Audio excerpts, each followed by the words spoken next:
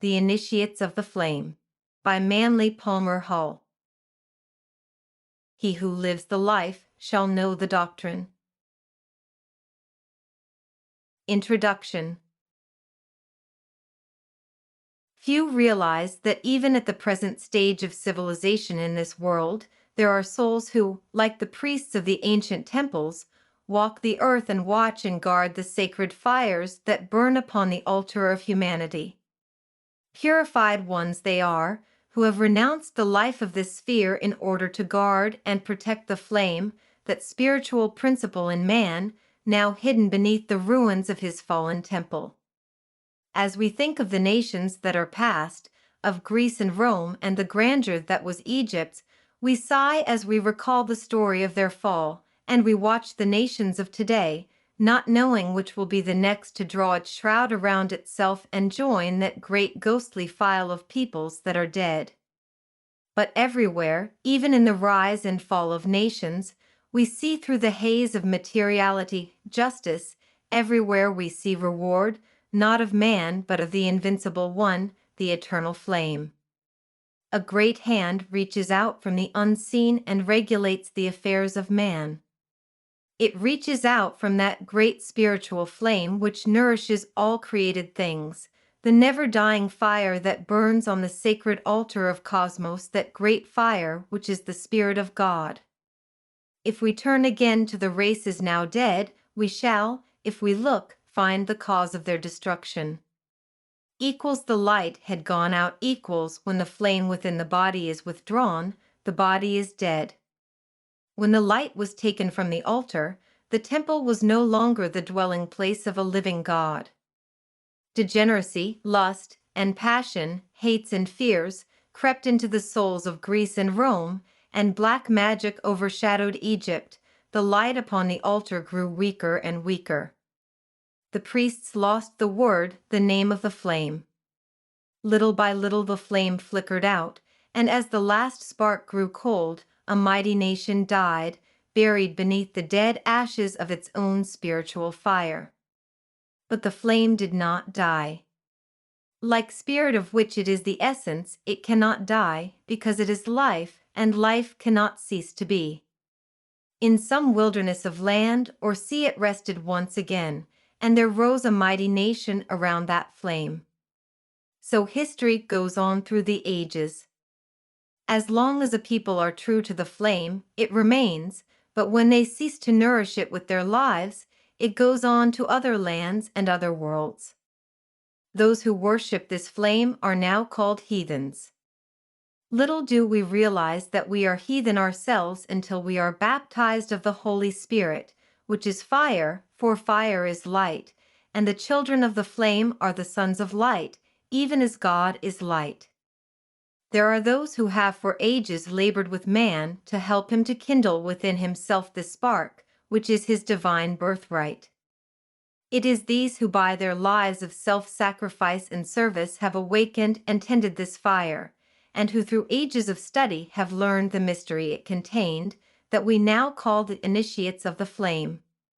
For ages they have labored with mankind to help him to uncover the light within himself, and on the pages of history they have left their seal, the seal of fire.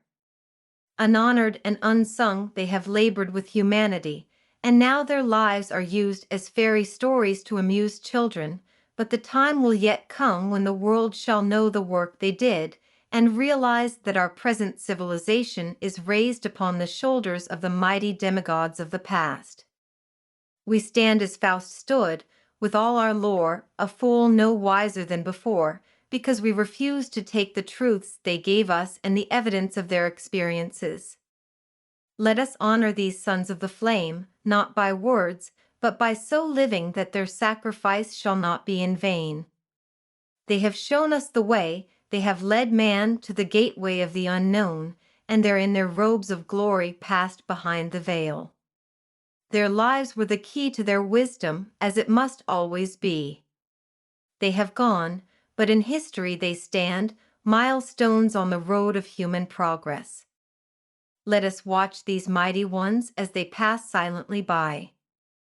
First, Orpheus, playing upon the seven-stringed lyre of his own being, the music of the spheres.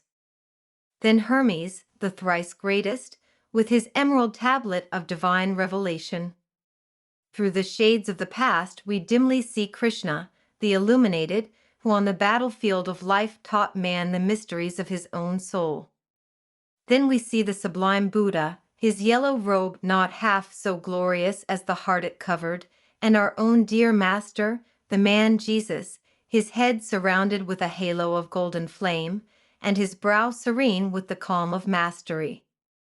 Then Muhammad, Zoroaster, Confucius, Odin, and Moses, and others no less worthy pass by before the eyes of the student. They were the sons of flame. From the flame they came, and to the flame they have returned. To us they beckon, and bid us join them, and in our robes of self-earned glory to serve the flame they love. They were without creed or clan, they served but the one great ideal. From the same place they all came, and to the same place they have returned. There was no superiority there. Hand in hand they labor for humanity. Each loves the other, for the power that has made them masters has shown them the equals brotherhood equals of all life. In the pages that follow we will try to show this great thread, the spiritual thread, the thread of living fire that winds in and out through all religions and binds them together with a mutual ideal and mutual needs. In the story of the Grail and the legends of King Arthur we find that thread wound around the table of the king and the temple of Mount Salvert. This same thread of life that passes through the roses of the Rosicrucians winds among the petals of the lotus and among the temple pillars of Luxor. There is but one religion in all the world, and that is the worship of God, the spiritual flame of the universe. Under many names he is known in all lands, but as Iswari or Ammon or God, he is the same, the creator of the universe, and fire is his universal symbol. We are the flame-born sons of God, thrown out as sparks from the wheels of the infinite. Around this flame we have built forms which have hidden our light, but as students we are increasing this light by love and service, until it shall again proclaim us sons of the eternal. Within us burns that flame, and before its altar the lower man must bow, a faithful servant of the higher. When he serves the flame he grows, and the light grows until he takes his place with the true initiates of the universe, those who have given all to the infinite, in the name of the flame within. Let us find this flame and also serve it, realizing that it is in all created things, that all are one because all are part of that eternal flame, the fire of spirit, the life and power of the universe. Upon the altar of this flame, to the true creator of this book, the writer offers it and dedicates it to the one fire which blazes forth from God and is now hidden within each living thing. Foreword. Greatest of Mystery School. The world is the schoolroom of God. Our being in school does not make us learn, but within that school is the opportunity for all learning. It has its grades and its classes, its sciences and its arts, and admission to it is the birthright of man. Its graduates are its teachers, its pupils are all created things. Its examples are nature, and its rules are God's laws. Those who would go into the greater colleges and universities must first, day by day, and year by year, work through the common school of life, and present to their new teachers the diplomas they have won, upon which is written a name that none may read save those who have received it. The hours may seem long, and the teachers cruel, but each of us must walk that path, and the only ones ready to go onward are those who have passed through the gateway of experience. God's great school for man. The cube altar. Of the elements of the earth is this altar composed. It is the great cube of matter. On or in this altar bums a flame. It is this flame that is the spirit of all created things. Man, know thyself. Thou art the flame, and thy bodies are the living altar. Chapter 1. The Fire upon the Altar. As far back as our history goes, we find that fire has played an important part in the religious ceremonial of the human race. In practically every religion, we find the sacred altar fires, which were guarded by the priests and vestals with greater care than their own lives. In the Bible, we find many references made to the sacred fires, which were used as one form of devotion by the ancient Israelites. The altar of burnt offerings is as old as the human race and dates from the time when the first man, lifting himself out of the mists of ancient Lemuria, first saw the sun, the great fire spirit of the universe. Among the followers of Zoroaster, the Persian initiate, fire has been used for centuries in honor of the great fire god, Ormuzd, who is said by them to have created the universe. Know that the flame that burns within thee and lights thy way is the ever-burning lamp of the ancients. As their lamps were fed by the purest of oil, so thy spiritual flame must be fed by a life of purity and altruism. There are two paths or divisions of humanity whose history is closely related to that of the wisdom teachings. They embody the doctrines of fire and water, the two opposites of nature. Those who follow the path of faith or the heart use water and are known as the sons of Seth, while those who follow the path of the mind and action are the children of Cain, who was the son of Samuel, the spirit of fire. Today we find the latter among the alchemists, the Hermetic philosophers, the Rosicrucians, and the Freemasons.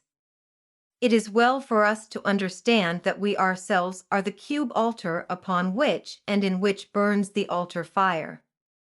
For many centuries, the initiate of fire has been nourishing and guarding the spiritual flame within himself, as the ancient priests watched day and night the altar fires of Vesta's temple.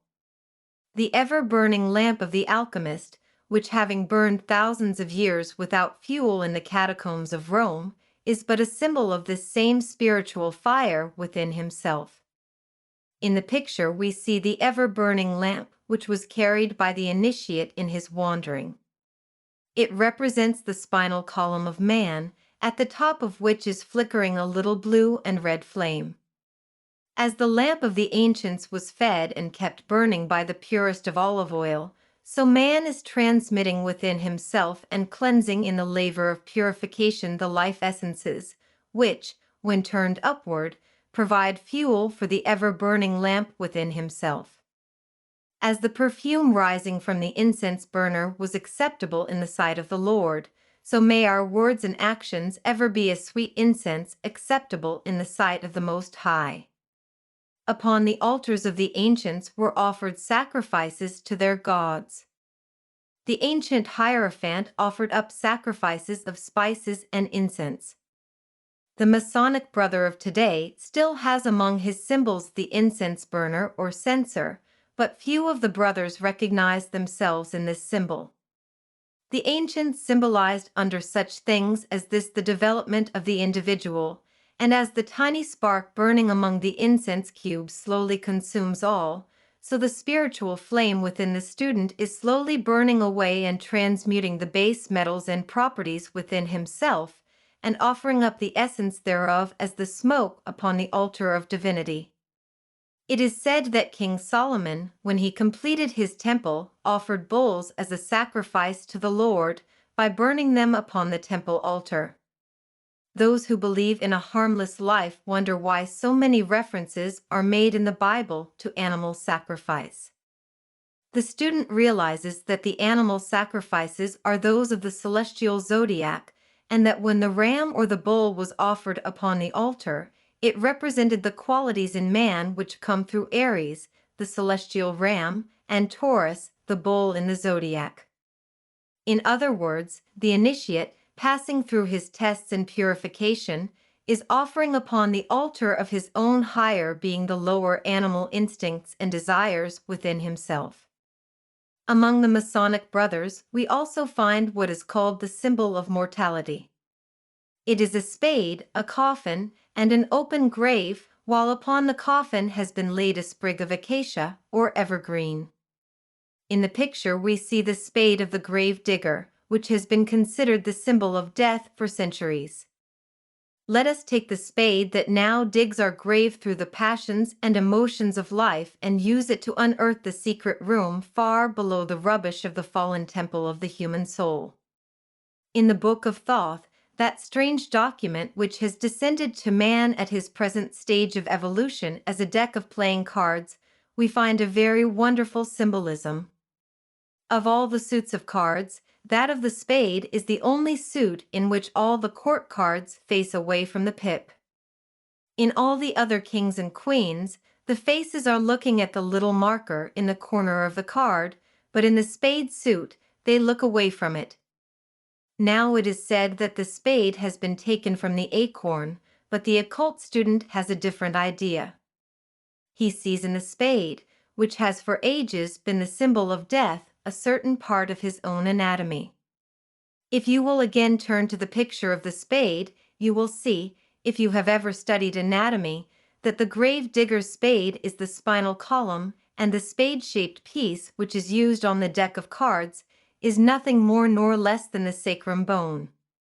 This bone forms the base of the spinal column and is also the spear of the passion. Through it and the foramina which pierce it pass the roots of the spinal nerve, which indeed are the roots of the tree of life. It is the center through which are nourished and fed the lower vertebrae of the spine, and the sacrum and coccygeal bones that dig the graves for all created things. This point has been beautifully symbolized by the grave digger's spade, which has been used by the brothers of many mystic organizations for ages. The currents and forces working through these lower spinal nerves must be transmuted and lifted upward to feed the altar fire at the positive or upper end of the spine. This is the light that has gone out. It is the candle that is hidden under the bushel. This is the true light that forever dispels the darkness of ignorance and uncertainty. Let the light shine forth through a purified body and a balanced mind. For this light is the life of our brother creatures. The centering of thought or emotion upon higher or lower things, as the case may be, determines where thin life energy will be expended. If the lower emotions predominate, the flame upon the altar burns low and flickers out, because the forces which feed it have been concentrated upon the lower centers. But when altruism predominates, then the lower forces are raised upward and pass through the purification which makes possible their being used as fuel for the ever-burning lamp. Thus we see why it was a great sin to let the lamp go out, for the pillar of flames which hovers over the tabernacle, purified and prepared after the directions of the Most High, is the spiritual flame that, hovering above man, lights his way wherever he may go. The sun of our solar system, that is, the spiritual sun behind the physical globe, is one of these flames. It began no greater than ours, and through the power of attraction and the transmuting of its ever-increasing energies it has reached its present proportions.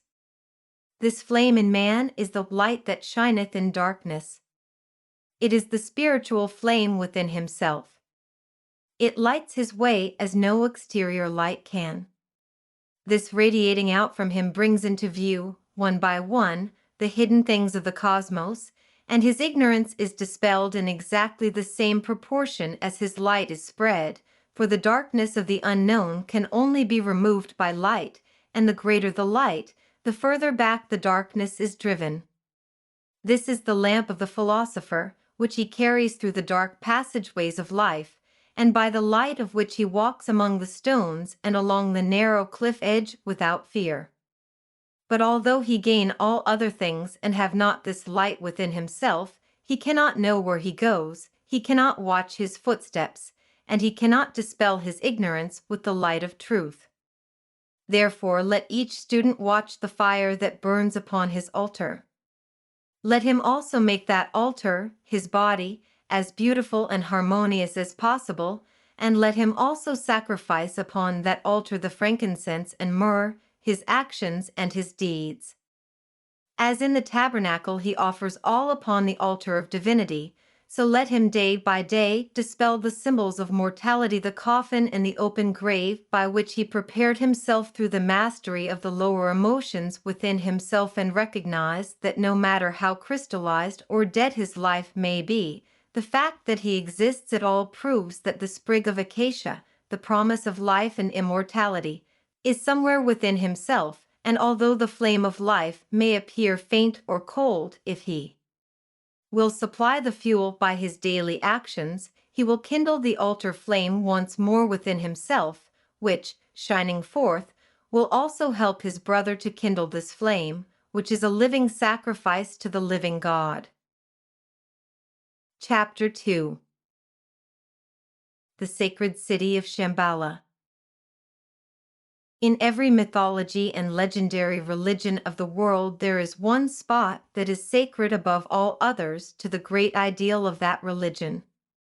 To the Norsemen it was Valhalla, the city of the slain, built of the spears of heroes, where feasting and warfare was the order of the day. Here the heroes fought all day and reveled by night.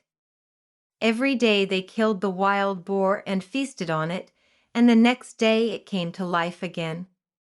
In the Northland they tell that Valhalla was high on the top of the mountains, and that it was connected to the earth below by Bifrost, the rainbow bridge, that up and down this bridge the gods came, and Odin, the All-Father, came down from Asgard, the city of the gods, and worked and labored with mankind.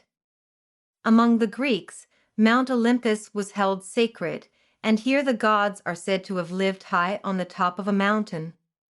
The Knights of the Grail are said to have had their castle among the crags and peaks of northern Spain on Mount Salvert.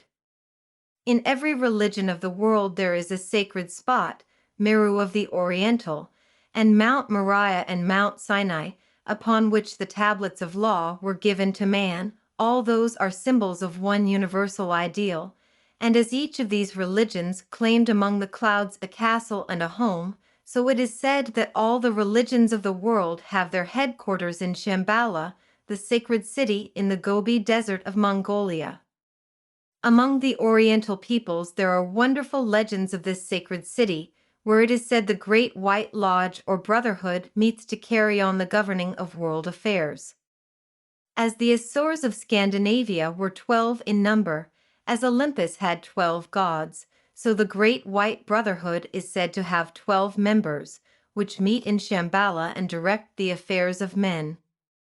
It is said that this center of universal religion descended upon the earth when the polar cap, which was the first part of the earth to crystallize, became solid enough to support life.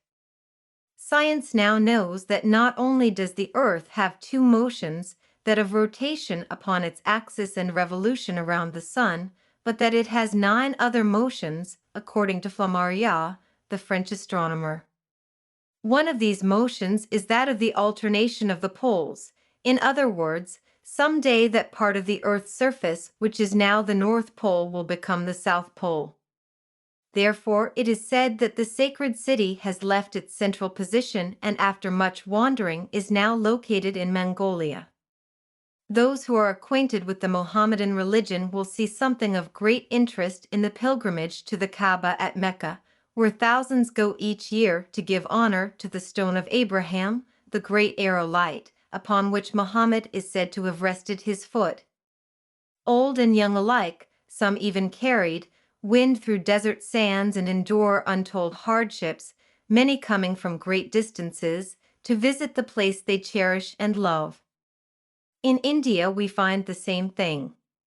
There are many sacred places to which pilgrims go, even as the Templars went in our Christian religion to the sepulchre of Christ. Few see in this anything more than an outward symbol, but the true student recognizes the great esoteric truth contained therein. The spiritual consciousness in man is a pilgrim on the way to Mecca. As this consciousness passes upward through the centers and nerves of the body, It is like the pilgrim climbing the heights of Sinai, or the knight of the Grail returning to Mount Salvert. When the spinal fire of man starts upward in its wanderings, it stops at many shrines and visits many holy places, for like the Masonic brother and his Jacob's ladder, the way that leads to heaven is upward inward. The spinal fire goes through the centers or seed ground of many great principles, and worships at the shrine of many divine essences within itself, but it is eternally going upward, and finally it reaches the great desert. Only after pain and suffering and long labor does it cross that waste of sand. This is the Gethsemane of the higher man, but finally he crosses the sacred desert, and before him in the heart of the lotus rises the golden city, Shamballa. May your consciousness be lifted upward through the tree of life within yourself until in the brain it blossoms forth as the lotus, that rising from the darkness of the lower world, lifts its flower to catch the rays of the sun. In the spreading of the bone between the eyes called the frontal sinus is the seat of the divine in man. There, in a peculiar gaseous material, floats, or rather exists, or is, the fine essence which we know as the spirit. This is the lost city in the sacred desert, connected to the lower world by the rainbow bridge or the silver cord, and it is to this point in himself that the student is striving to rise. This is the sacred pilgrimage of the soul, in which the individual leaves the lower man and the world below and climbs upward into the higher man or higher world, the brain. This is the great pilgrimage to Shamballa, and as that great city is the center for the direction of our earth, so the corresponding great city in man is the center for his governmental system. The buds in the rod are the 7 centers within yourself, which when you develop their spiritual powers shine out as centers of fire within your own being. The ancients have taken flowers to symbolize these centers, which when they shine out show that the dead stick, cut from the tree of life, has budded. When any other thing governs man, he is not attuned to his own higher self, and it is only when the gods, representing the higher principle, come down the rainbow bridge and labor with him, teaching him the arts and sciences, that he is truly receiving his divine birthright. In the Orient, the student looks forward with eager longing to the time when he shall be allowed to worship before the gates of the sacred city, when he also shall see the initiates in silent conclave around the circular table of the zodiac, when the veil of Isis shall be torn away and the cover lifted from the Grail cup. Let the student remember that all of these things must first happen within himself before he can find them in the universe without. The 12 elder brothers within himself must first be reached and understood before those of the universe can be comprehended. If he would find the great initiates without, he must first find them within, and if he would see that sacred city in the lotus blossom, he must first open that lotus within himself, which he does, petal by petal, when he purifies and attunes himself to the higher principles within. The lotus is the spinal column once more, its roots, deep in materiality, its blossom, the brain, and only when he sends upward nourishment and power can that lotus blossom within himself blossom forth with its many petals, giving out their spiritual fragrance. Sometimes you will see in store windows funny little Chinese gods or Oriental Buddhas sitting on the blossom of a lotus. In fact, if you look carefully, you will find that nearly all of the Oriental gods are so depicted. This means that they have opened within themselves that spiritual consciousness which they call the Sushma. You have seen the funny little hats worn by the Hindu gods. They are made to represent a flower upside down, and once more, like the rod of Aaron that budded, we see the reference made to the unfolding of consciousness within. When the lotus blossom has reached maturity, it drops its seed, and from this seed new plants are produced. It is the same within the spiritual consciousness, which, when the plant is finished and its work is done, is released to work and produce other things. In the Western world, the lotus has been changed to the rose. The roses of the Rosicrucian, the roses of the Masonic degrees, and also those of the Order of the Garter in England, all stand for the same thing, the awakening of consciousness and the unfolding into full bloom of the soul qualities of man. When man awakens and opens this bud within himself, he finds, like the gold pollen in a flower, this wonderful spiritual city, Shamballa, in the heart of the lotus. When this pilgrimage of his spiritual fire is accomplished, he is liberated from the top of the mountain, as in the ascension of Christ, and the spiritual man, freed by his pilgrimage from the wheel of bondage, rises upward from among his disciples, the convolutions of the brain, with the great cry of the initiate, which has sounded through the mystery schools for ages, when the purified student goes onward and upward to become a pillar in the temple of his God. With that last cry, the true mystery of Shamballa, the sacred city, is understood, and he joins the ranks of those who in white robes of purity, their own soul bodies, gaze down upon the world and see others liberated in the same way, and who also sound the eternal tocsin, consummatum est. It is finished.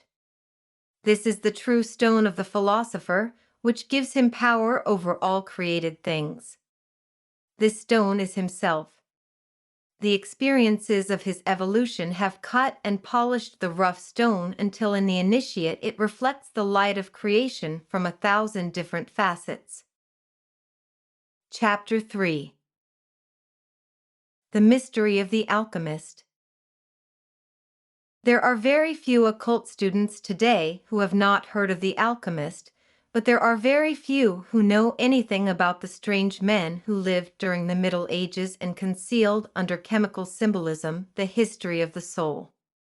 At a time when to express a religious thought was to court annihilation at the stake or wheel, they labored silently in underground caves and cellars to learn the mysteries of nature which the religious opinions of their day denied them the privilege of doing. Let us picture the alchemist of old, deep in the study of natural lore. We find him among the test tubes and retorts of his hidden laboratory. Around him are massive tomes and books by ancient writers. He is a student of nature's mystery and has devoted years, lives maybe, to the work he loves. His hair has long since grayed with age. By the light of his little lamp he reads slowly and with difficulty the strange symbols on the pages before him. His mind is centered upon one thing, and that is the finding of the philosopher's stone. With all the chemicals at his command, their various combinations thoroughly understood, he is laboring with his furnace and his burners to make of the base metals the philosopher's gold. At last he finds the key and gives to the world the secret of the philosopher's gold and the immortal stone. Salt, sulfur, and mercury are the answer to his problem. From them he makes the philosopher's stone, from them he extracts the elixir of life. With the power that they give him he transmutes the base metals into gold. The world laughs at him, but he goes on in silence, really doing the things the world believes impossible. After many years of labor, he takes his little lamp and silently slips away into the great unknown. No one knows what he has done or the discoveries that he has made, but he, with his little lamp, still explores the mysteries of the universe. As the close of the 15th century clouded him with mystery, so the dawn of the 20th century is crowning him with the glory of his just reward, for the world is beginning to realize the truths he knew, and to marvel at the understanding which his years of labor had earned for him. Man has been an alchemist from the time when he first raised himself, and with the powers long latent pronounced himself as human. Experiences are the chemicals of life which the philosopher is experimenting with. Nature is the great book whose secrets he seeks to understand through her own wondrous symbolism. His own spiritual flame is the lamp by which he reads, and without this the printed pages mean nothing to him. His own body is the furnace in which he prepares the philosopher's stone. His senses and organs are the test tubes, and incentive is the flame from the burner. Salt, sulfur, and mercury are the chemicals of his craft. According to the ancient philosophers, salt was of the earth earthy, sulfur was a fire which was spirit, while mercury was nothing, only a messenger like the winged Hermes of the Greeks.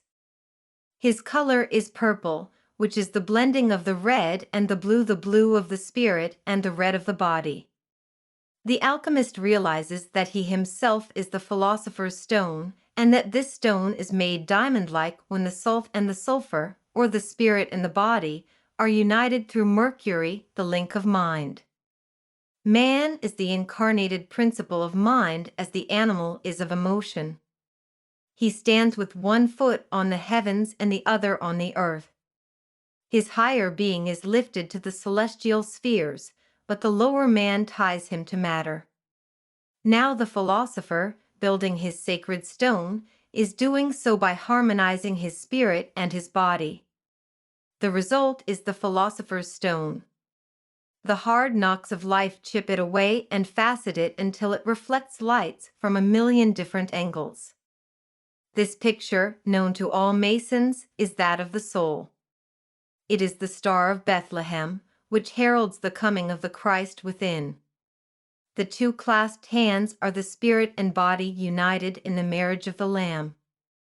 It is from the union of the higher with the lower that the Christ is born.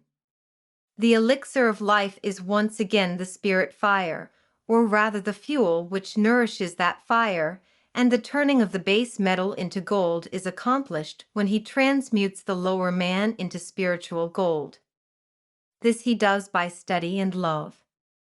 Thus he is building within himself the lost panacea for the world's woe. The turning of the base metal into gold can be called a literal fact, as the same chemical combination which spiritually produces gold will also do this physically. It is a known fact that many of the ancient alchemists really did create the precious metal out of lead, alloy, etc. But it was upon the principle that all things contain some part of everything else. In other words, every grain of sand or drop of water has in some proportion every element of the universe therein. Therefore the alchemist did not try to make something from nothing, but rather to extract and build that which already was, and this the student knows is the only possible course of procedure. Man can create nothing from nothing, but he does contain within, in potential energy, all things, and like the alchemist with his metals, he is simply working with that which he already has. The living philosopher's stone is a very beautiful thing. Indeed, like the fire opal, it shines with a million different lights, changing with the mood of the wearer. The transmuting process, whereby the spiritual fire passing through the furnace of purification radiates from the body as the soul body of gold and blue, is a very beautiful one. This takes place in man when the heart and mind are joined in eternal union. It occurs when the positive and negative poles within are united, and from that union is made the philosopher's stone. The Masons have among their symbols that of a 5-pointed star with 2 clasped hands within it, and in that we have the mystery of the philosopher's stone. The clasped hands represent the united man in which the higher and the lower are working for their mutual betterment by a cooperative rather than a competitive system. The 5-pointed star is the soul body, born of this cooperation. It is the living philosopher's stone, more precious than all the jewels of earth. From it pour the rivers of life spoken of in the Bible. It is the star of the morning that heralds the dawn of mastery, and is the reward that comes to those who follow in the footsteps of the ancient alchemist. It is well for the student to realize that the alchemy of life produces in natural sequence all of the states of progression which are explained in the writings of the alchemist, until finally the sun and the moon are united as described in the Hermetic marriage, which is, in truth, the marriage of the body and the spirit for the mutual development of each other. We are the alchemists who centuries ago carried on in secret our studies of the soul, and we still have the same opportunity that we had then, even more than then, for now we can state our opinions with little danger of personal injury. The modern alchemist thus has an opportunity that his ancient brother never had. On a busy street corner he daily sees nature's experiments carried on. He sees the mixing of metals, and from the everyday book of life, through the power of analogy, he may study divinity. Through experience and often suffering, the steel of his spirit is tempered by the flame of life. As the moon in the zodiac touches off like a fuse the happenings of life, so his own desires and wishes touch off the powers of his soul, and the experiences may be transmuted into soul qualities when he has developed the eye which enables him to read the simplest of all books, everyday life. These pillars symbolize the heart and mind, the positive and the negative poles of life. Those who would enter the temple must pass between the pillars. Every extreme is dangerous. It is the point between all poles that is safe to stand upon.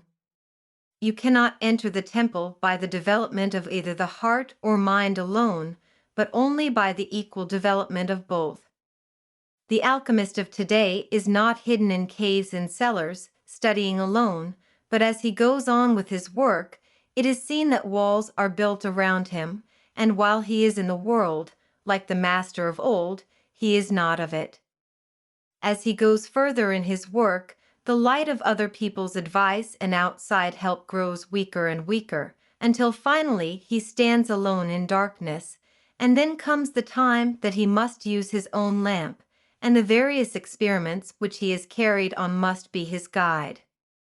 He must take the elixir of life which he has developed and with it fill the lamp of his spiritual consciousness, and holding that above his head, walk into the great unknown, where if he has been a good and faithful servant, he will learn of the alchemy of divinity.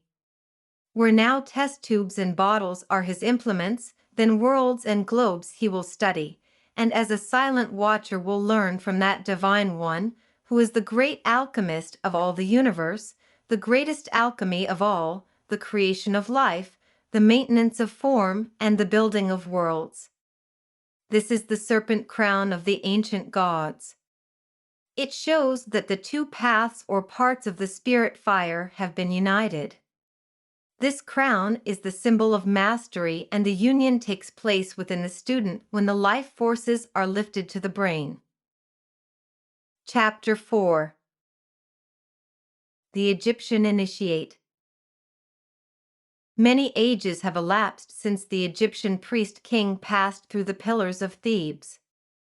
Ages before the sinking of Atlantis, thousands of years before the Christian era, Egypt was a land of great truths. The hand of the great white brotherhood was held out to the empire of the Nile, and the ancient pyramid passages resounded with the chants of the initiates. It was then that the pharaoh, now called half-human, half-divine, reigned in ancient Egypt. Pharaoh is the Egyptian word for king. Many of the later pharaohs were degenerate and of little account. It is only the early pharaohs we now list among the priest-kings. In the triangle we see spirit descending into the square of matter. Let us so purify matter that spirit may shine through it and make of us lights to guide the footsteps of humanity. Try to picture for a moment the great hall of Luxor's inscriptive columns holding up domes of solid granite, each column carved with the histories of the gods. There at the upper end of the chamber sat the pharaoh of the Nile in his robes of state, around him his counselors, chief among them the priest of the temple. An imposing spectacle it was, the gigantic frame of the later Atlantean, robed in gold and priceless jewels, on his head the crown of the north and south, the double empire of the ancient, on his forehead the coiled serpent of the initiate, the serpent which was raised in the wilderness that all who looked upon it might live, that sleeping serpent power in man, which coiled head downward around the tree of life, drove him from the garden of the Lord, but which raised upon the cross, became the symbol of the Christ. The pharaoh was an initiate of Scorpio, and the serpent is the transmuted Scorpio energy, which working upward in the regenerated individual is called the Kundalini. This serpent was the sign of initiation. It meant that within him the serpent had been raised, for the true Pharaoh was a priest of God, as well as a master of men. There he sat upon the cube altar throne, indicating his mastery over the four elements of his physical body, a judge of the living and of the dead, who in spite of all his power and glory, having about him the grandeur of the world's greatest empire, still bowed in humble supplication to the will of the gods. In his hands he carries the triple scepter of the Nile, the shepherd's crook, the incubus-headed staff, and the flail or whip. These were the symbols of his work. They represent the powers which he had mastered. With the whip he had subjugated his physical body. With the shepherd's crook he was the guardian and keeper of his emotional body. With the incubus-headed staff he was master of his mind and worthy to wield the powers of government over others, because, first of all, he obeyed the laws himself. These are the three bodies that are the tools with which we are to build our temple. When they are mastered, they are the living proof of our right to kingship. With all his robes of state, and with the scarab upon his breast, and with the all-seeing eye above his throne, there was still nothing as precious or as sacred to the ancient Egyptian priest-king as the triangular girdle or apron which was the symbol of his initiation. The apron of the ancient Egyptian carried with it the same symbolism as the Masonic apron of today. It symbolized the purification of the bodies, when the seat of the lower emotions, Scorpio, was covered by the white sheepskin of purification. The symbol of his purification was the most precious belonging of the ancient pharaoh, and this plain insignia, worn by many others below him in rank and dignity, but equal to him in spiritual purification, was the most precious of all things to the priest-king. There he sat, written upon him in the words of the initiate, the symbols of his purification and mastery, a wise king of a wise people. And it was through these priest-kings that the divine worked, for they were of the order of Melchizedek. Through them was formed that doctrine which degeneracy has not been able to entirely obliterate, which we know as the divine right of kings divine, because through spirituality and growth God was able to manifest through them. They were conscious instruments in the hands of a ready writer, willing and proud to do the work of those with whom through knowledge and truth they had attuned themselves. In this form the ancient Egyptians worshipped Khepra, the rising sun, and the sacred scarab was buried with the dead as the symbol of resurrection. For as the sun rises from the darkness of night, so the divine spirit rises from the body that is no more. The life is eternal. But the time came, as in all nations, when selfishness and egotism entered the heart of king and people alike, and slowly the hand from the great white brotherhood that fed ancient Egypt was withdrawn, and the powers of darkness transformed the land of glory into one of ruins, and the names of mighty kings were buried beneath the oblivion of degeneracy. Mighty cataclysms shook the world, and out of the land of darkness the great white brotherhood carried the chosen people into the promised land, Egypt, the land of glory, disintegrated into dust. The great temples of the pharaohs are ruins, and the temples of Isis are but broken heaps of sandstone. But what of the priest-kings who labored there in the days of its glory? They are still with us, for those who were leaders before are leaders now, if they have continued to walk the path. Although his scepter is gone, and his priestly vestments have molded away, the priest-king still walks the earth with the dignity and the power and the childish simplicity that before made him great. He no longer wears the robes of his order. Although he bears no credentials, he is as much a priest-king now as then, for he still bears the true insignia of his rank. The coiled serpent has given place to knowledge and love. The hand that bestowed the riches of the past does little acts of kindness now. Although he no longer carries the scepters of self-mastery, still he manifests that mastery in his daily life. Although the altar fires within the temple at Karnak have long been dead, the true fire within himself still burns, and before that he still bows as he bowed in the days of Egypt's glory. Although the priest no longer is his counselor, and the wise ones of his country no longer aid him in governmental problems, still he is never alone, for the priests in white and the counselors in blue still march with him and whisper words of strength when he needs them. Have you seen people that somehow you liked regardless of appearances? Have you seen other charming people whom you hated in spite of their charms? Have you seen learned people who were fools or impressed you as such, or people who knew little and yet you felt were wise? Those are the insignia of rank, which the loss of title or position cannot destroy. Kings with or without crowns, they were not puppets dressed in tawdry tinsel. And they still are kings and will be to the end of time, and they still manifest their rank, not by their superiority and their high-headedness, but by the soul qualities which they radiate from themselves. The purity of their lives still radiates outward from those who wore the apron of the initiate, for while that triangular apron with its serpent drawn upon it has long since rotted away, still the spiritual counterpart of that symbol radiates in their daily lives, proving beyond all dispute that they were priest-kings and are today. We find them in every walk of life in high places and down in the mire of life. But wherever we find them, they are still the mouthpieces of the gods, and through them comes the promise to all who strive. They are kings, not of the earth but of heaven, and in the life of our own Master we find one who joined himself to those who served, and was a true king even when his only crown was a wreath of thorns. Still in the Pyramid of Gizeh, the initiations continue, still the initiate receives the insignia of his rank. Before that fire within himself he makes his vows, and upon the burning altar of his own higher being he lays his crown and his scepter, his robes and his diamonds, his hates and his fears, and sanctifies his life as a priest-king, and swears to serve none but his own higher self, the God within. His robes are his soul body, and his crown is his life, and in the streets of life he is enthroned.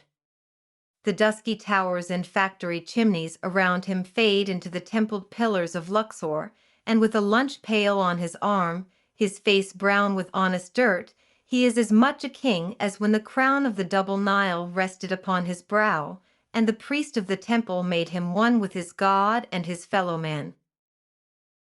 Chapter 5. The Ark of the Covenant.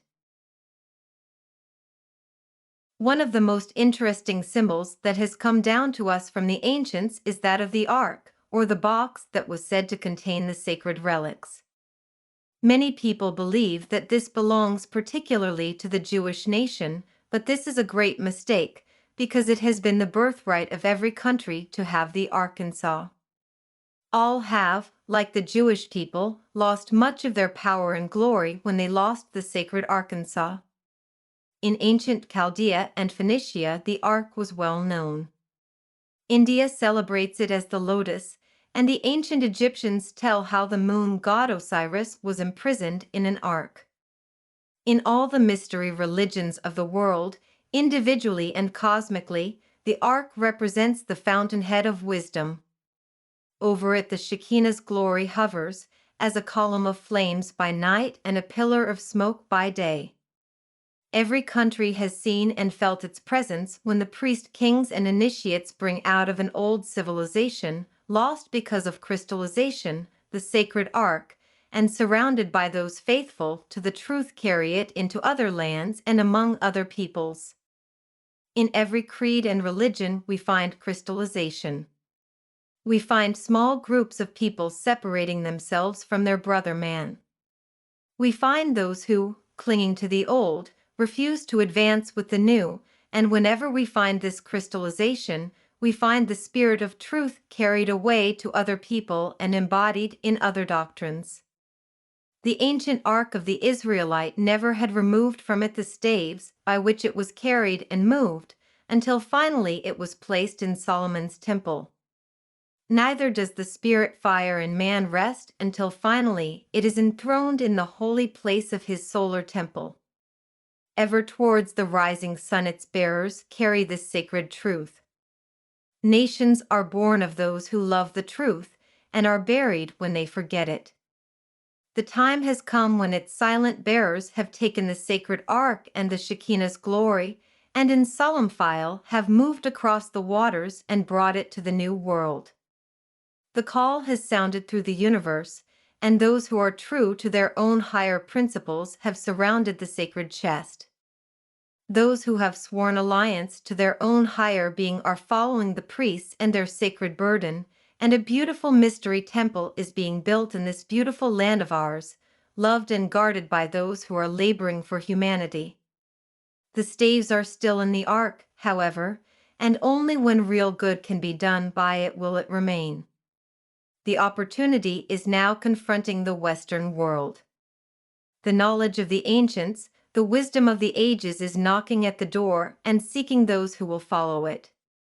The bearers of the ark have stopped and are gathering a nucleus of spiritual souls to carry on their work, and whether or not the word of the Lord will remain with a nation depends upon its own actions, and the actions of a nation are the collective actions of its individuals. If it finds nothing here attuned to itself, if it finds few that will answer to its call, the call of service and brotherhood, then will its priests lift again the staves and the sacred work will go out into other lands. The life of a country thus gone, like the ancient city of the Golden Gate, it will be swallowed up in oblivion. The call is sounding, and those who love the truth and think and care for the light must join that band of servers who have for centuries dedicated themselves to the preservation of truth. Their lives they have given 1,000 times, their happiness has been second to their duty. They are the keepers of the sacred word, and the law of attraction draws to them all who love and live the truth. A great influx of spiritual light comes to those who live the life and have learned the doctrine, and regardless of clan or country, they have joined the silent file of watchers and workers around the sacred ark of the covenant. Every individual by his daily actions is expressing more plainly than by words his ideals, his desires, and his attitude towards this great work. The composite attitude of a certain number of people either shuts out or lets in the light. Therefore, every individual has a great duty, a great work has to be done, and to that the true student must dedicate his life. Then wherever he may go, whatever he may do, he is being led, and the Shekinah's glory directs his footsteps. In these three things contained within the ark, we see the threefold spirit contained within the ark of man's bodies. In the brain of man, between the wings of the kneeling cherubim, is the mercy seat, and there man speaks with his God as the priest of the tabernacle spoke to the Spirit of the Lord hovering between the wings of the angels. Man is again the ark, and within him are the three principles, the Father, the Son, and the Holy Spirit, the tablets of the law, the pot of manna, and the rod that budded. But as in the case of the ancient Israelites, when they became crystallized, the pot of manna and the rod that budded were removed from the ark, and all that was left were the tablets or the letters of the law. When the individual crystallizes and excludes various sidelights from his mind, he excludes the life force which was flowing to him. In shutting out strangers, he shuts out his own life, and all that he is left are the tablets of the law, the material reasons from which the spiritual life has gone. Solomon's temple, or the perfected temple of the human body, the perfected temple of the universe, and the perfected temple of the soul, finally forms the perfect shrine for the living Arkansas. There at the head of a great cross it is placed, and there in man it becomes permanently fixed. The staves of polarity upon which it was carried are removed, and it becomes a living thing, a permanent place where man converses with his God. There man, the purified priest, arrayed in the robes of his order, the garments of his soul, converses with the spirit hovering over the mercy seat. This ark within is always present, but man can only reach it after he has passed through the outer court of the tabernacle, after he has passed through all the degrees of initiation, and after he has taken the third degree and becomes a grand master. Then and then only can he enter into the presence of his Lord, and there in the darkened chamber, lighted by the jewels of his own breastplate, he converses with the Most High, the true spiritual essence within himself. We are working towards this, and the time will come when each person for himself will know the mystery of the ark, when the student through purification shall be led through the door of the Holy of Holies and there be enveloped by the light of truth. This was his birthright which he sold for a mess of pottage. To this end came he into the world, that he might bear witness to this truth, that through this light all men might be saved. The ark, that great spiritual principle, surrounded by its loving workers, is calling all to follow it. When through materiality and degeneracy a great people are destroyed or a continent sinks beneath the ocean, then those that are true are called around the ark, and as its faithful servers are led out of the land of darkness into the new world and a promised paradise. All great teachings set forth the same thing. The student will find that it is true, and when he allies himself with the powers of light, when he becomes a channel for its expression, and when he radiates it from himself to all who need it, then indeed will the light protect him and he shall become a son of God. See in this cup your own body within which is the life-blood of the Sun Spirit of the universe. Each day that we live we perpetuate the Last Supper, and in all that we do we drink again the blood of Christ, the life power of the cosmos. Chapter 6. Knights of the Holy Grail. Before starting to take up the study of the Grail legends, it will be well for all who are interested to read those tales that are now listed under the heading of children's fairy stories. For example, the story of good King Arthur and his Round Table is a cosmic myth, and while there is little doubt that he as a man also lived, the real mystery, as in the story of the Christ, is not the literal tale, but the great mystic or occult truth that it concealed under allegory and parable. It is the same with the story of Parsifal, which can never be really understood and appreciated until the student sees in the knight and later king of the Sacred Cup his own spiritual development and the temptations he must also master if he would become a king of the Grail. Whoever can draw this sword from this stone is the master of the universe. In Lohengrin also the same truth is shown to the world. It is the path of initiation along which each must pass on his road to self-mastery. To every nation and in every tongue sacred legends have been given to teach man the path he must follow. The blind Homer of the Greeks who told of the wanderings of Ulysses gave the same great truths to the world. The skalds of ancient Norway and Sweden and the prophets of the Jews used the same means, and everywhere from the sacred books of the East to the legends of the American Indians we find one great connected truth told to many different people in ways that were best suited for their development. Such a truth is the legend of the Round Table, given to King Arthur as a wedding gift. All true students know what wedding that was. Not of earth, but the wedding of the spiritual and intellectual within the initiate himself, when the spirit and the body are united eternally, each swearing to honor and protect the other. Of such a marriage was the union of Arthur and Guinevere in the legend of the king. Let us first of all consider the coming of Arthur the king. We read in the legend of Arthur regarding Merlin the magician, the wise man who it is said had charge of the coming king during his youth. Merlin represents the hand of the elder brothers, who, realizing that a great ego had come into the world, had consecrated themselves to the work of preparing him for his mission. In this flower, which was painted upon the center of King Arthur's table, we see the soul of man, which through purification and service has blossomed out with all the grandeur of the initiate. It was under the direction of Merlin, the mastermind, that the anvil and stone with the sword thrust into it were raised in the square of the city when it became necessary for a new king to be selected. It was he also who called all of the brave knights of the country and told them that the one who could draw forth the sword would be king of all the land. And of all the knights in the land, Arthur the half-grown boy was the only one who could release the sword. There is a very wonderful mystery of the soul contained within that divine allegory. Let us read the letters that were engraved upon the sword. Whoso pulleth out the sword of this stone and anvil is right wise king born of England.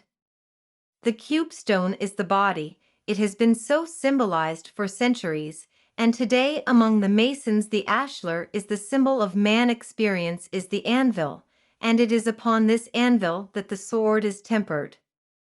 The sword is spirit, and he who would be king in the true spiritual sense of the word must first show his divine power by freeing the sword of spirit from the casings of the lower man and the world. It is the same symbol as that later used by Sir Galahad, the guileless knight, the personification of the purified man, who comes without a sword but who later arms himself with the sword of spirit that he draws from the cube block which was floating down the river of life past Camelot. Sir Galahad had the strength of 10 because his heart was pure, and the knight of today must follow in the same path. This is the spear of passion that pierces the side of the Christ, the higher principle in man. But when in the hand of the pure of heart this power can heal the very wound it caused. If you have read the story of King Arthur, you will remember how he was given Excalibur, the enchanted sword, how it came up out of the water held by a hand draped in white. Excalibur represents light and truth, which is the weapon of the true initiate. In England there still hangs on a courthouse wall the round table of King Arthur.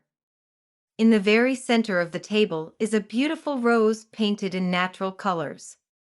This symbol is that of the Rosicrucians, the ancient alchemists, and there is a direct connection between the legend of the British king and the ancient philosophers of fire. Now let us turn our attention for a moment to the history of the Holy Grail, or the cup from which Christ drank at the Last Supper and which was said to have caught his blood when he was dying upon the cross.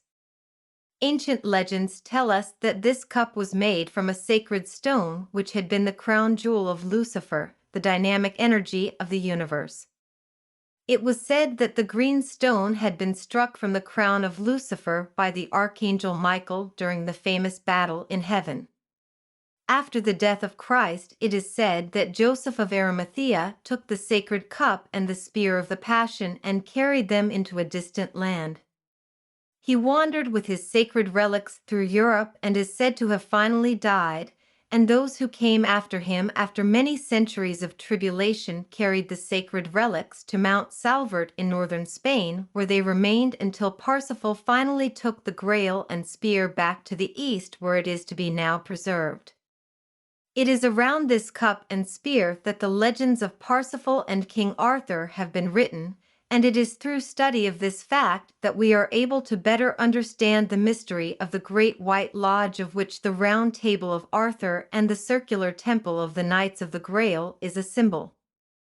Although we no longer have the cup as a physical symbol, it is not gone from among us, and as in the days of old the brave knights of the Round Table went out to fight for right, so those knights of today who belong to the Great White Brotherhood go out into the world in the name of truth and labor with mankind and seek to right the wrongs of the world. It is said that the knights of Arthur's court always fought for virtue and purity, and so did those who rode out of Mount Salvert. The Grail cup is the symbol of the creative force of nature. It is also the symbol of the human race, which is slowly learning the mysteries of creation. Within the cup is the blood of Christ, that force which is transmuting the body into soul, fast or slowly as we give it greater or lesser opportunity. In the sacred spear we find symbolized again the creative force, which in the hands of Klingsor, the evil one, wounds and causes suffering, but which when held by the pure Parsifal heals the very wound that it caused. A great lesson is being taught to man through these allegories, but the average person is unwilling to stop and consider them. They do not realize that they themselves are the ones whom the elder brothers of humanity must use in the fight against the forces of evil. They do not realize that the dragons and ogres of the legends are their own lower natures which they must overcome. They do not see in the hand-to-hand combat of the knights of old for a lady's hand the higher and lower man fighting for the soul within. The knight of today does not realize that the white armor that he wears is his own purified body, which is proof against all the attacks of vice and passion, but nevertheless this is the meaning of the legend. His shield is truth, which is a perfect protection to the inner man. His strong right arm is the knowledge and spiritual power he has developed within, and the sword that he uses is the spiritual light with which the pure flame of the spirit fire dispels the darkness of ignorance and the demons of lust. The sacred spear and the cup which he serves are the two poles of the creative life force within, the development of which he gains as he daily serves his fellow men. Far from the uninitiated, the 12 elder brothers of mankind sitting around the circular table of the universe watch the knights in their battle of life, and the time comes when the student, having finished his work here, is liberated at the foot of the Grail. There the candidate stands robed from head to foot in the armor of spirit and in the pure white of a body that has been cleansed.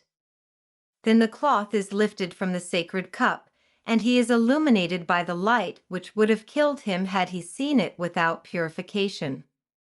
He then takes his place among the knights of the Round Table, and joins those who give up all and labor for humanity. When in sickness and in suffering we beg of the great unknown that he send us help, then indeed our knight comes to us as Lohengrin came to Elsa.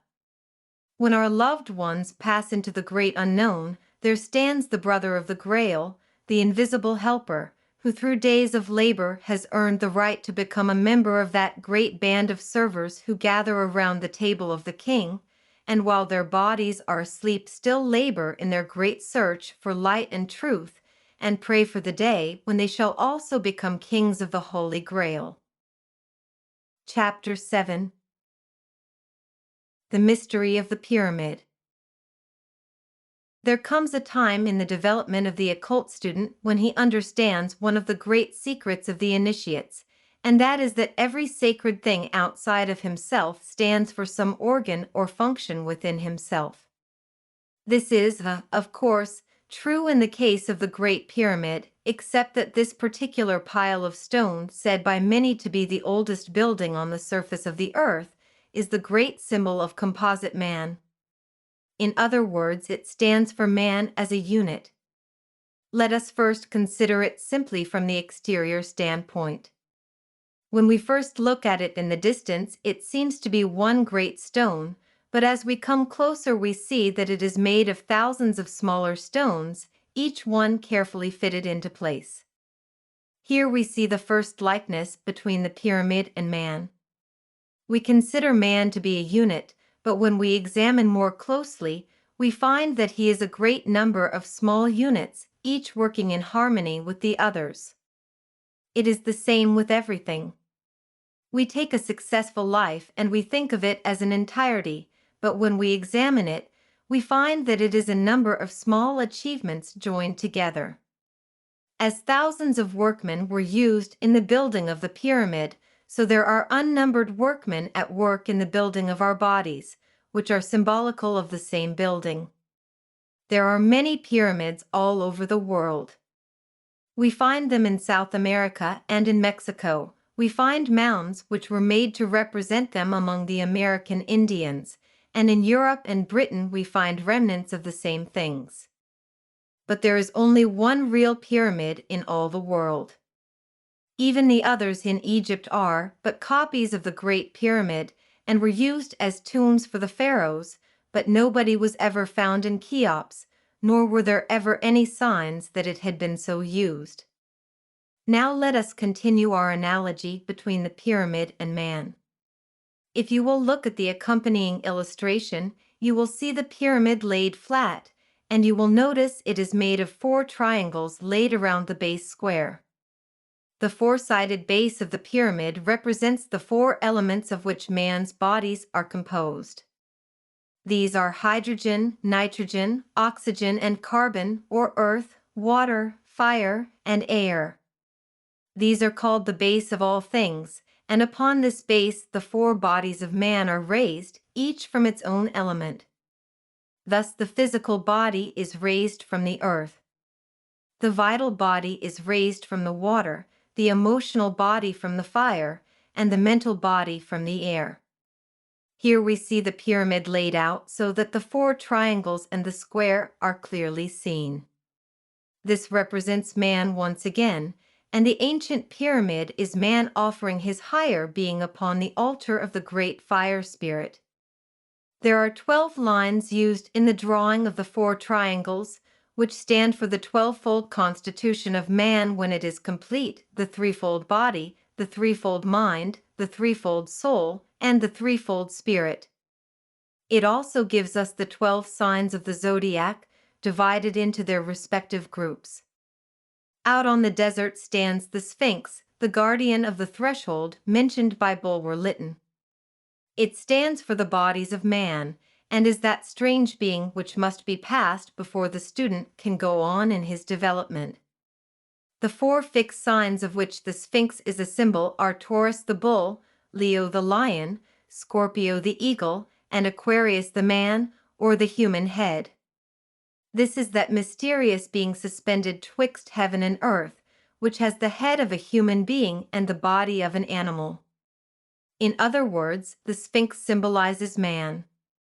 I have already given you some work on the sacrum bone, and I told you that it was the grave digger's spade.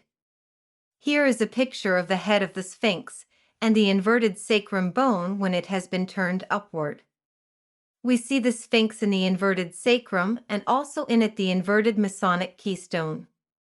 All this is very interesting, but unless we realize the inner meaning of it, its true value is lost. But it is not chance that these things should be so. You have most of you heard of the dweller on the threshold, that creature built by our own actions and mistakes. Well, out on Egypt's desert it stands and bars the way to the pyramid, the temple of the higher man. And the message that it gives to the world is, I am the bodies. If you would go on to the temple you must master me, for I am within you. The Sphinx again symbolizes man, with the mind and spirit of the human rising out of the animal desires and emotions. It is the riddle of the ages, and man is once more the answer. It is said that in ancient times the Sphinx was the gateway of the pyramid, and that there was an underground passage which led from the Sphinx to Cheops. This would make the symbolism even more perfect, for the gateway to the spirit is through the bodies according to the ancients. Let us now enter the pyramid and passing through the corridors come to the king's chamber as it is called. There are 3 great rooms in the pyramid which are of great interest to the student. The highest is the king's chamber, then below that is the queen's chamber, and down below the surface of the earth is the pit. Here we again find the great correlation between the pyramid and man. The 3 rooms are the 3 great divisions in man which are the seats of the threefold spirit. The lower room is the generative system under the control of Jehovah. The center room or queen's chamber is the heart under the control of the Christ, and the upper room or the king's chamber is the brain, which is under the control of the Father. In this upper room is the coffer made of stone, the meaning of which has never been explained, but which the student recognizes as the 3rd ventricle in the brain. It is quite certain also that this coffer was used as a tomb during initiation, when, as is the case in the Masonic initiations of today, which are the remnants of the ancient mysteries, the candidate was buried in the earth and resurrected, a symbol of the death of the lower man and the liberation of the higher. It is said that Moses was initiated in the Great Pyramid, and some also say that Jesus was instructed there also. Be that as it may, we know that for thousands of years since the time it was built by the Atlanteans, it has been the greatest temple of initiation in the world. It seems also that its work is not yet done, for mutely it is teaching those who will see the mysteries of creation. It is said by many that it is the original Solomon's temple, but this we know is not true, for while it may be the first and original material temple, the true temple of Solomon is the universe, the Solomon's temple, which is slowly being rebuilt in man as the temple of the soul of man. There is probably no point that is as important in connection with the pyramid as that of the cornerstone. On the very top of the Great Pyramid is a comparatively flat place about 30 feet square. In other words, the true stone, which is the head of all the corners, is missing. If we look at the reverse side of the United States seal, we find again the pyramid from which the top is separated. Omar Khayyam, the Persian poet, gives us the secret of the keystone when he says, "From my base metal shall be filed A equals key equals, which shall unlock the door he howls without."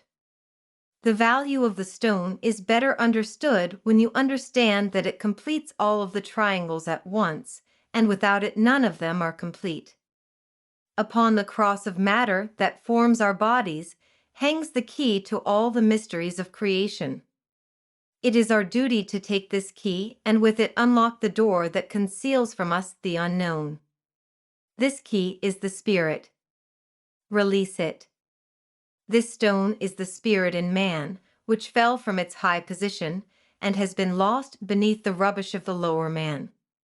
This is the true capstone that is now hidden in the pit of man's temple, and which he must exhume and place again as the true crown of his spiritual pyramid. He can only do this when he calls the thousands of workmen within himself together and binds them to the service of the higher man. There must be no traitors to murder the builder this time. And Lucifer, the one rejected by man as the devil, is the one who must through the planet Mars send man the dynamic energy which man himself must transmute from the fire of passion to the flame of spirit.